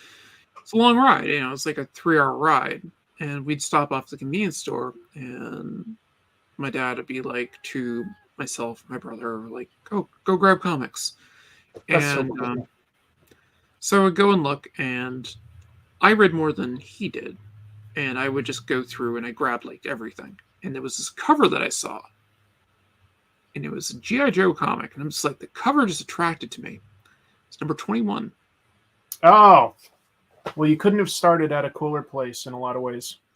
And that is what hooked me. And I The must famous silent issue, written and illustrated by Larry Hama, so Yeah. that they could catch up on a deadline. Yep. And I must have read that comic 5 or 6 times on the ride up there. Very cool. And the thing that got me the most with it was that he didn't even need to save her. Scarlet got herself out of the situation. Yeah. And I was all over that for reasons. It's just like, Yeah. yes. Yep. No, it was great all around. The beginning of like showing that Storm Shadow might not necessarily be a total evil Cobra guy like everybody else. Right. And More it also to him. had the Arashikage symbol on That's what I'm the saying. arm Yeah. and stuff. Yeah. And I like that because, like the toy, they were like, we're going to add a ninja. That's cool. It's like, well, you're saying like your first Asian character that you're introducing in the whole toy line is a bad guy. Larry Hama obviously was like, guess what? I don't love that. I'm going to give him a much deeper story and turn him into a good guy. Yeah. And that was awesome. That was awesome. The backstory that came after that was also great and everything. So but good. yeah, I started collecting G.I. Joe just to get those. Oh, yeah. I remember my brother's like playing with the toys and all that. And I'm reading the comics. So, yeah, the comics is my favorite part of all G.I. Joe sort of anything. Like I like the figures as a kid. I still have like an affection for the brand, but the comics are easily the thing I like the most versus like any sort of cartoon, live action, toy line. It's the comics for me. I love those comics. I really do. yeah, those are great stuff. Great stuff growing up with. Yep. Let's see. We're coming in on 2 hours. So Okay. what I want to do is I want to plug your project one more time. Thank you. I want everybody to go and back the cover for Vampirella that my good friend Chris here has done, and get him doing a regular book because we got to get up to 20,000 so he can do a regular book, and I can buy that. I'd like to do comics, but I don't want to walk away from like making my videos. That's something that I'm really passionate Definitely about. Don't do that, but you can take your time with it. And another way to support him is I have his Patreon here too. Yeah, and that it is my patrons that really keep me going more than anything else, because like the ads on YouTube have really dropped off in the last year or two. Patreon, definitely, I appreciate the support from people there. And I just recently thought of a new thing that I'm going to try to do on Patreon. I need to figure out how, but I have a Discord that like I share with them sometimes. I'm going to like do some like a monthly watch along on something. Ooh, that sounds amazing. Yeah. So that's something I'm still, just so that people know, I'm still figuring out the technical stuff because I'm a little dopey about that. But I've got a friend that's done it, and he's sort of walking me through how I can do that. Maybe we could like it'd be an opportunity for me to connect with my patrons a little more intimately. Yeah. Let's see. Oh, got another question here real quick. Have any plans for new projects in the near or far future? Well, definitely more comic tropes and live streams, pros and cons. So like gonna keep doing that. I might be doing like a backup 1-page story, writing it for well, I don't want to announce it until it like happens, but for like an ongoing superhero book. Oh, that'd be sweet. Yeah. got an opportunity to draw like a one-page sort of backup story that the writer liked when I talked about it with him. So that's probably going to happen. Let's see. I'm going to plug myself now, really quick. So something that my patrons can get access to on my Patreon is going to be an exclusive manga that I'm going to be doing for it. This is not final, but it is Prototype Zero. That's kind of a loose color idea on it, but these are not the final colors. It's not even the final line art yet. Background's done, but character's not. Is there any common writer influence, or is that just something that I see? Maybe a little bit. It has a very Henshin influence to it as a whole. As the first page is a post-apocalyptic setting. Oh wow! Let's see. That looks great. Thank you. Yep, and my cats are fighting. So, I'm actually inking this guy in right here, right now. And I have Hobbs. So the line work isn't fully done on this. This is more just like my rough ideas of how I want things. I might go in and finish out and texture things. Like I do all my backgrounds first. Are you doing that digitally? Yep. Yeah, it's a lot I'm easier. sure that's the easiest way. I do like playing with Zipatone in real life, but it's very slow. Yep. And that's basically what I got so far. Very cool. So you can get in right now. It's only like $2. You get access to this because I'm going to be upping it. So Sounds very reasonable. Oh, we got one more thing I want to call it. Say you're a great, kind person. I hope the best for you and your work. Something I enthusiastically, assuming, look forward to every week. I think so. Thank you for the kind words, Michael. That's really, really kind. Honestly, like really I do feel like, YouTube you have to get a thick skin. You do. Like there's a lot of like personal stuff that like, people call me like, fat and stupid and my opinions are bad. But I definitely get way more positive comments and stuff like that, Michael. Just like, it's fuel in my tank. That's all I can say. I really appreciate it. Keeps me going.